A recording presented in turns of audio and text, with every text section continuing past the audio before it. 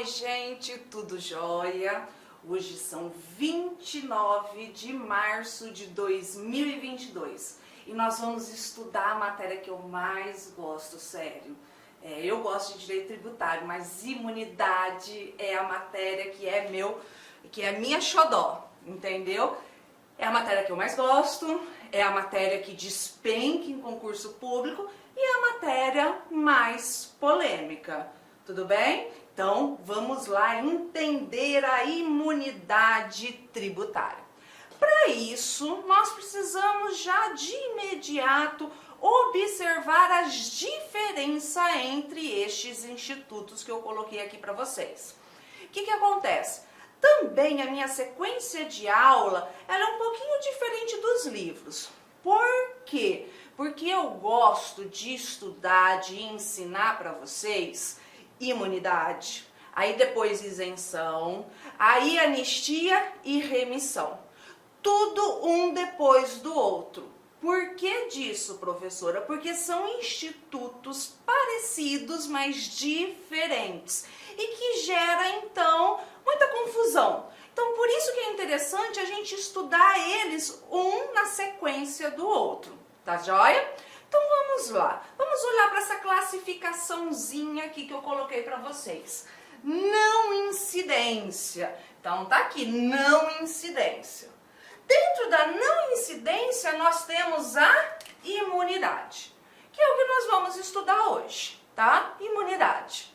A imunidade, ela está prevista na Constituição Federal.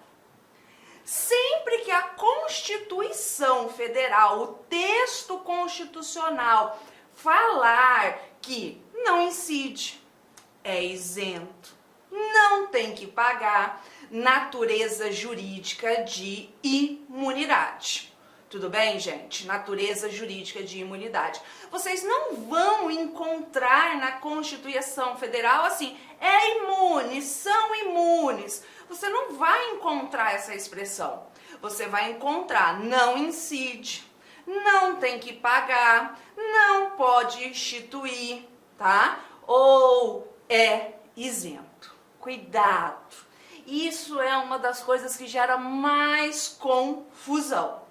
Por quê? Porque isenção, gente, isenção não está na Constituição Federal. Ela está em lei específica. O que acontece? É o seguinte, a imunidade é uma amputação de competência. O ente tributante tem competência, mas a Constituição aniquila essa competência. Já no caso da isenção, o ente tributante tem competência, ele pode tributar, mas ele não quer.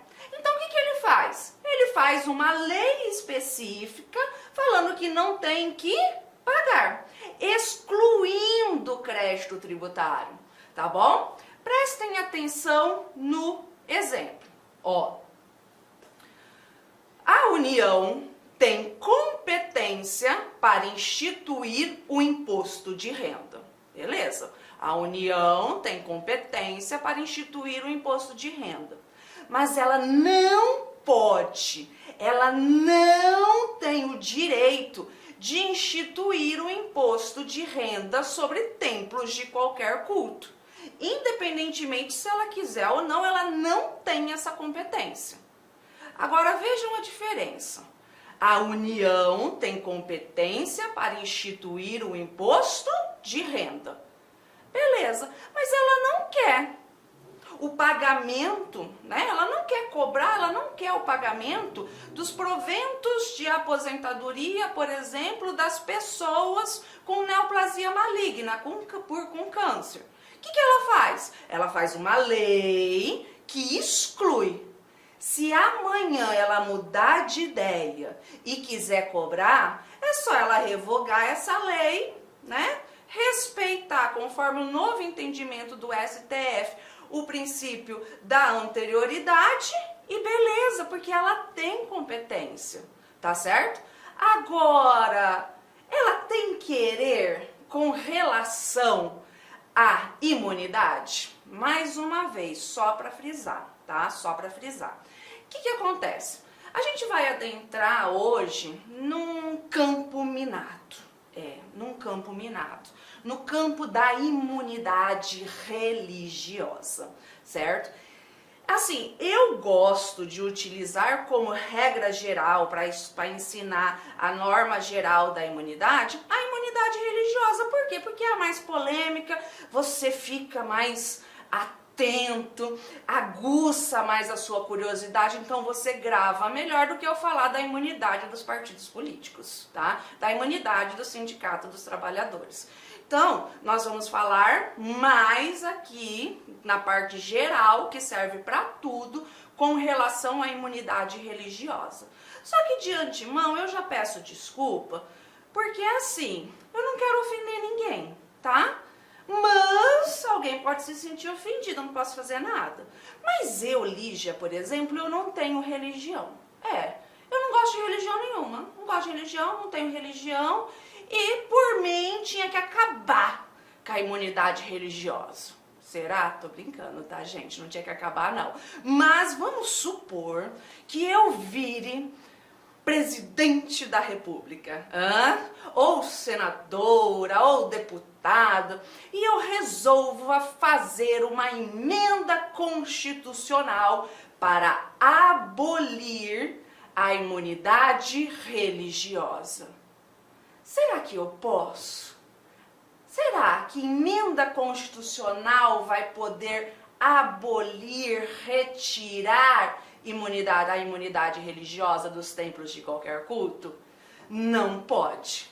Por quê? Porque a imunidade que nós vamos estudar hoje, ela está lá no artigo 150 da Constituição Federal. E na nossa primeira aula eu falei para vocês que o artigo 150, garantia do contribuinte, né, uma garantia individual, fundamental do contribuinte, é cláusula pétrea. Tudo bem? Cláusula pétrea do artigo 150, tá? Então, por isso que eu não poderia tributar os impostos com relação às igrejas. Tudo bem? Então, só para você gravar. Imunidade, amputação de competência, retira a competência. Já a isenção exclui o crédito tributário. Tá? Exclui o crédito tributário. O ente tributante tem competência, mas ele não quer tributar. Então ele faz uma lei específica. Lembrando então que imunidade está na Constituição Federal, independentemente do nome que é dado a ela, tá? Do como ela é chamada na Constituição Federal. Mesmo que lá na Constituição esteja escrito isenção, é imunidade, tá certo? E a isenção precisa de lei específica. Mas qual lei específica, professora? Precisa de lei complementar? Não, não precisa de lei complementar. Regra geral, lei ordinária, mas precisa de lei. Jamais por decreto, jamais por portaria. Há necessidade de uma lei. Regra geral, lei ordinária. Mas e aí? E a não incidência pura e simples? A não incidência pura e simples, eu não tenho fato gerador. Como assim? Lembra da nossa aula de competência, né? Da qual eu falei para vocês que nós temos a competência residual, nós é muita gente, né? A União, por meio de lei complementar, pode criar um novo imposto não previsto na Constituição Federal. Então, eu usei como exemplo para vocês a questão da bicicleta. A gente paga imposto sobre a propriedade da bicicleta? Não, não pagamos. Mas por que nós não pagamos? Ah, porque existe uma imunidade? Não. Ah, porque é isento? Não. Ah, porque a alíquota é zero? Não, gente. Não. O que acontece é o seguinte, a gente não paga, né? Não paga por quê? Porque ele não existe fato gerador. E somente a União, por meio de lei complementar, poderia instituir o imposto sobre a propriedade da bicicleta. E aí, professora, o que acontece então? Como que é o nome que se dá a isso? Não incidência pura e simples, tá bom? E a alíquota zero? Aqui a gente também não paga o tributo, não é verdade? A gente não paga o tributo. Não paga o tributo por quê? Por causa da matemática. Quem me conhece sabe, eu não sei porra nenhuma de matemática, eu não sei a tabuada, eu não sei nada. Mas como que você é uma tributarista e não sabe nem a tabuada? Eu não tenho que calcular tributo. Eu tenho que saber se o troço é constitucional ou não, é legal ou não. Eu não tenho que calcular tributo.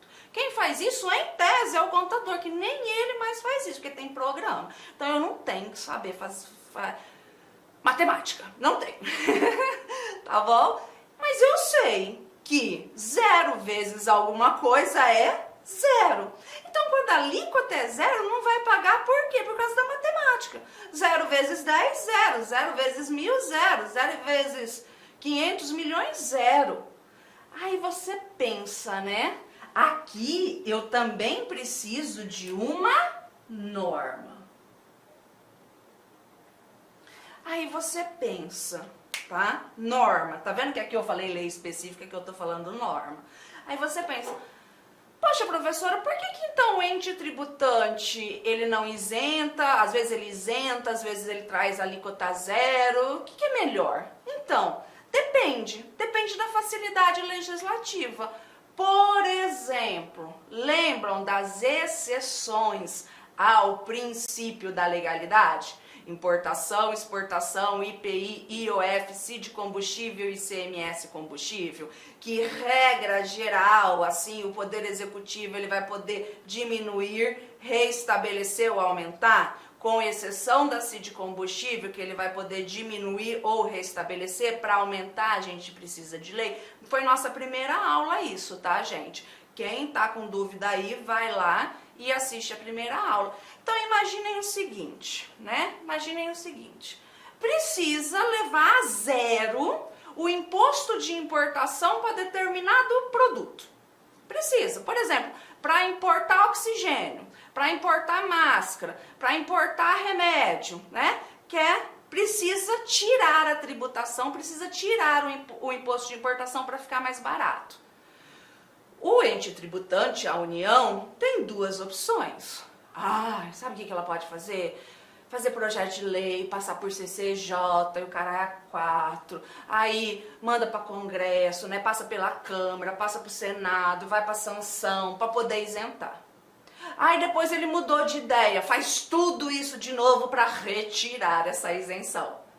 Mas, como é exceção ao princípio da legalidade, o chefe do Poder Executivo não precisa passar por tudo isso. O chefe do Poder Executivo da União, o presidente, não precisa pedir bênção para o Congresso, né? Então, o que ele faz? Sozinho numa canetada, 0.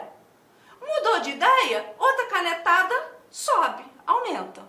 Tá bom? Então, é por facilidade legislativa.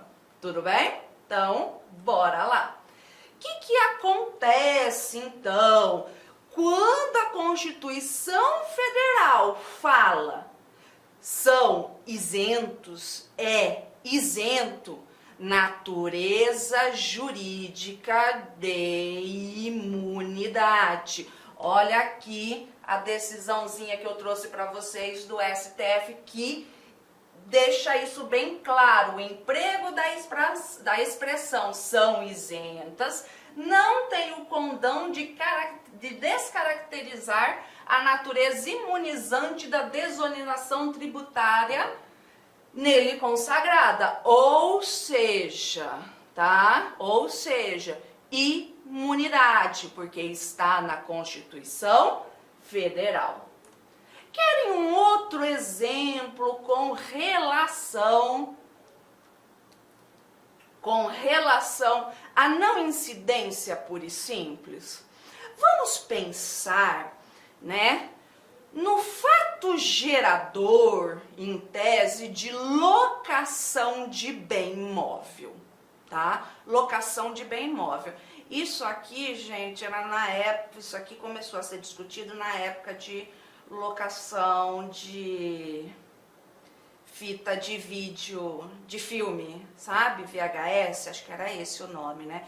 Que eu não sei se vocês lembram disso, titia lembra, né? Titia nasceu no século passado, então titia lembra que a gente ia na locadora, locava fita, e aí se você entregasse ela sem rebobinar, sem rebobinar, você tinha que pagar uma multa. Alguém lembra disso? Alguém tá rindo aí do outro lado pensando, oh, bons tempos, né? O que acontece? Começou o vucu-vucu disso daqui com esse caso concreto. Mas hoje nós temos locadora de carro, não temos? Bem móvel. Nós temos locadora de artigos de festa, que eu sou a louca da festa, eu adoro. Nós temos locadora de roupa, não é verdade? Nós temos vários tipos de locação de bens móveis. Pois muito que bem. Que a Lei 116 trazia o seguinte, locação, serviço. Serviço. Mas espera aí, a primeira coisa que a gente tem que pensar é o seguinte, para incidir o ISS tem que ser serviço. É a primeira coisa. Vem cá, eu vou te locar essa caneta, né? Eu vou te locar essa caneta. Eu fiz essa caneta só para você? Não fiz, né? Eu não fiz essa caneta só para você. Então, eu estou te entregando esta caneta. Serviço é a obrigação de fazer, eu não estou fazendo, tá? Locação é a obrigação de dar, então eu estou te dando, locando. Por isso que não incide o imposto sobre serviço, porque não é serviço, não é obrigação de fazer, é obrigação de dar. Ah, professor, então incide ICMS, porque o ICMS é obrigação de dar. Também não incide o ICMS na locação de bens móveis. Por que não incide? Porque para ser ICMS com circulação de mercadoria, não basta a circulação de fato, precisa ser a circulação jurídica, ou seja, mudar a propriedade. Então, ICMS é obrigação de dar, transferir. E na locação? Você está transferindo a propriedade? Não, né? É uma obrigação de dar, só que restituir, devolver. Por isso que também não incide o ICMS, porque não há circulação jurídica. Então, quer dizer que uma locadora de carro, sabe aquela famosona, ela não paga nem ISS, nem ICMS no fato gerador locação? Não. Sério, professora? Sério, não paga. Ah, mas por quê? Será que é porque é imune, isento, alíquota zero? Não, gente. Não incide pura e simplesmente, tá? Não incide pura e simplesmente. Por quê? Porque não tem fato gerador. Não tem norma com relação a isso, que isso faça surgir esse fato gerador, que faça surgir a hipótese de incidência. Não existe. Então, por isso que sobre o fato gerador locação não incide imposto nenhum. Agora, somente a União, por meio de lei complementar, pode criar o imposto sobre locação de bens móveis através da sua competência residual. Aí vocês devem estar assim, nossa, então eu vou abrir uma empresa de locação que eu não vou pagar tributo. Calma aí. Você não vai pagar ISS ou ICMS no fato gerador locação. Mas vai ter renda? Vai, imposto de renda. Ah, você vai ter empregado, tem que pagar as contribuições, todo o resto da tributação? Tem. Então, muito cuidado, igual eu coloquei aqui, para você não confundir, tá? A súmula vinculante 31, que fala que não incide, com a súmula 423 do STJ, que fala que a COFINS incide sobre as receitas de locação. Por quê? Porque o fato gerador da COFINS é receita, não é locação. E o mesmo raciocínio a gente traz aqui, ó, para o comodato, conforme a súmula 573 do STF. Por que o comodato, que é o empréstimo gratuito, não incide o ICMS? Por quê? Porque não tem circulação jurídica, obrigação de dar, restituir. Aqui não constitui fato gerador do ICMS o simples deslocamento de mercadoria de um para outro estabelecimento do mesmo contribuinte. Super famosa, tá super na moda isso daqui. Por quê? Porque não há circulação jurídica, não muda a propriedade, tá bom? Então, gravem isso daí. Nós vamos nos ater, tá, gente? Nós vamos nos ater à imunidade do rol do artigo 150, inciso 6º da Constituição Federal. Mais uma vez, lembrando, cláusula pétrea, não pode vir emenda para abolir, retirar. Mas pode vir emenda para ampliar, trazer mais imunidade? Pode, como é o caso da imunidade da música. E como é o caso de uma imunidade nova sobre locação, que veio agora em 2022, que daqui a pouco a gente chega lá, tá bom? Daqui a pouco a gente chega lá. Nós vamos nos ater a estas imunidades, tudo bem? Então, nós vamos nos ater aqui, ó, ao artigo 150. Então, vamos lá. É vedado aos entes tributantes instituir impostos. Gente, impostos. Lembram da classificação pentapartida, né? Eu tenho tributo, gênero, impostos, taxas, contribuições de melhoria, empréstimos compulsórios e as contribuições. Pois muito que bem, aqui não está falando em tributo. Aqui nós estamos falando, aqui a Constituição fala em impostos. Interpretação fechada. Interpretação fechada. Somente os impostos. Ah, professor, então quer dizer que a igreja, né? A igreja não paga imposto de renda das suas rendas? Isso. Quer dizer que a igreja, a religião, não paga IPTU sobre o imóvel de propriedade dela? Isso. Do IPVA do carro dela? Em tese, sim. É, imune, tá? Imune. Depende do carro, mas imune. Beleza. Mas ela tem que continuar pagando taxa? Tem. Ah, então ela precisa de uma taxa de localização, de alvará? Sim. Ela vai ter que pagar contribuição de iluminação pública? Vai. Ela vai ter que pagar as contribuições com relação aos seus empregados? Vai. Se tiver uma contribuição de melhoria, também. Um empréstimo compulsório? Também. Tá? Não é porque ela é imune com relação ao imposto que automaticamente ela é imune com relação à taxa. Nananina, não. Somente com relação aos impostos. E muito cuidado, porque eu vejo muito assim, questão de concurso, induzindo você a erro, ela faz Ctrl+C, Ctrl+V e muda só imposto para tributo. Costuma ser assim, ó. Sem prejuízo de outras garantias asseguradas ao contribuinte, é vedada à União, aos Estados, ao Distrito Federal e aos municípios instituir tributos sobre patrimônio, renda ou serviços uns dos outros. Errado. Por quê? Porque ampliou tão somente com relação aos impostos, tá bom?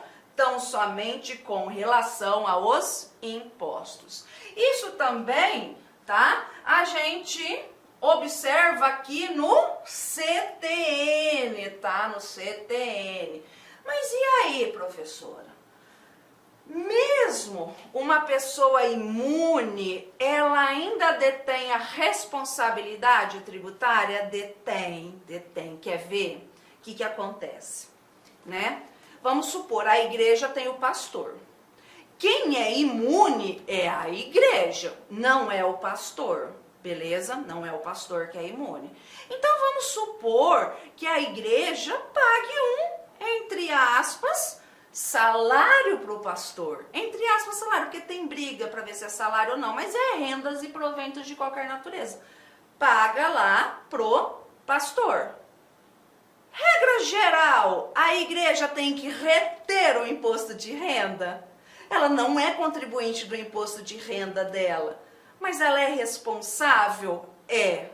Você não retira a responsabilidade, salvo se tiver uma lei específica para isso. É a mesma questão com relação aos outros tributos, que não sejam os impostos. Ah, eu não quero cobrar a taxa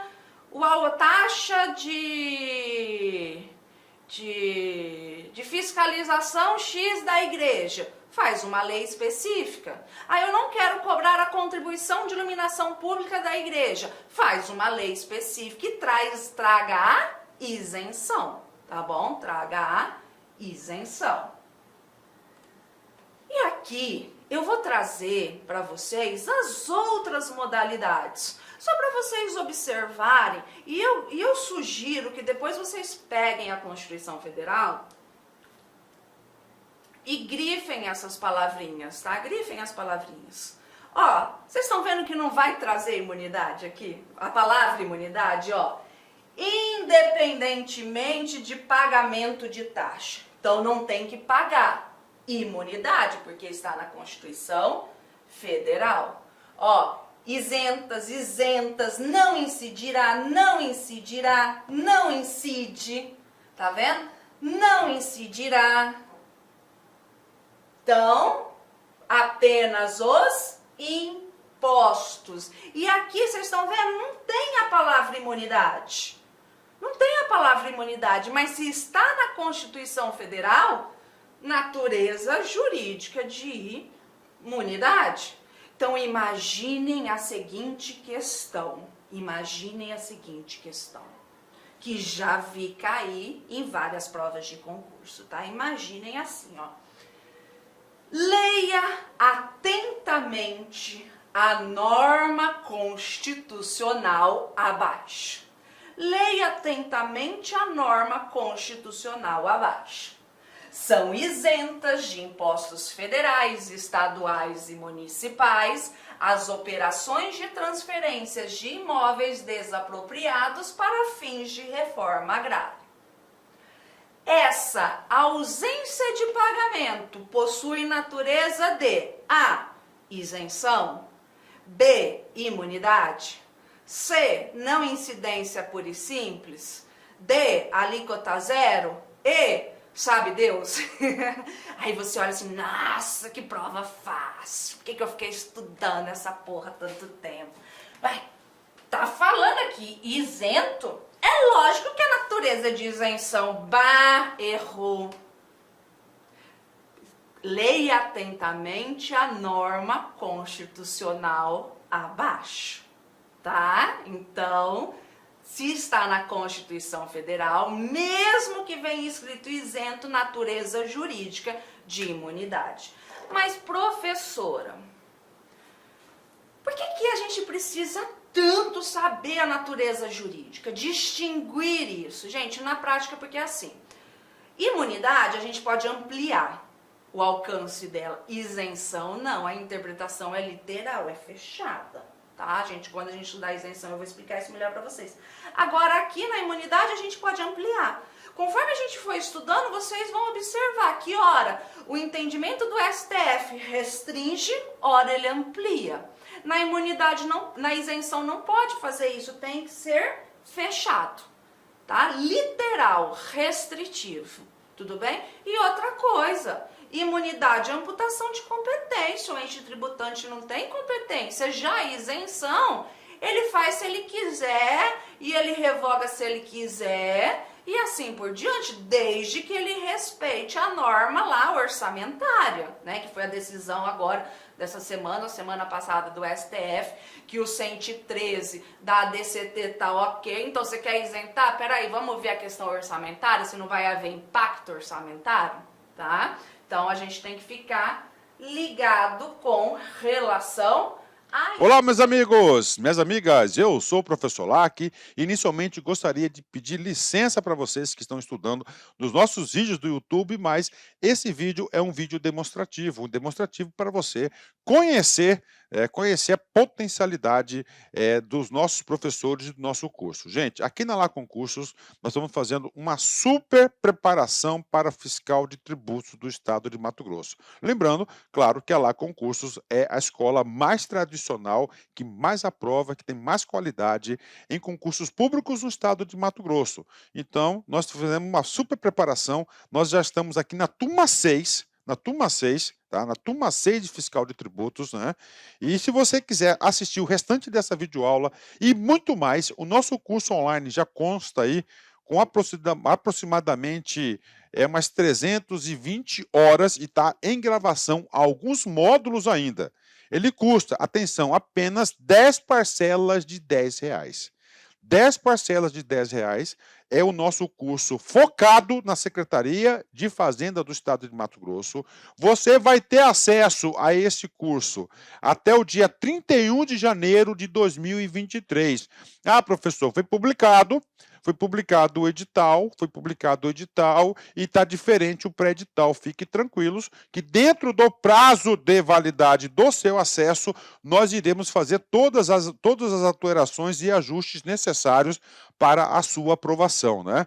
Lembrando, cara, quem estuda com antecedência, planejamento e foco são aqueles que vão aí, com certeza, ter um salário desse. Quanto ganha? Salário inicial, 37.418, gente. Você tem aqui 28.418, mais uma verba indenizatória de R$ 9.000. Então, você tem aí R$ 37.400. Ah, professor, isso aí resolve meus problemas financeiros. Cara, se isso aí resolve seus problemas financeiros, eu digo para vocês o seguinte, que você deve começar a estudar imediatamente. Eu peço um voto de confiança, venha estudar aqui na Lá Concursos, que eu tenho certeza que você não vai se arrepender. Detalhe, clica aqui, fala lá com os nossos atendentes. Nós temos aí uma política de descontos aí, principalmente para ex-alunos, e a gente sempre está lançando promoções que vão ajudar no seu investimento. Meus amigos, minhas amigas, conto com vocês, espero vocês aqui na Lá Concurso. Forte abraço, fique com Deus.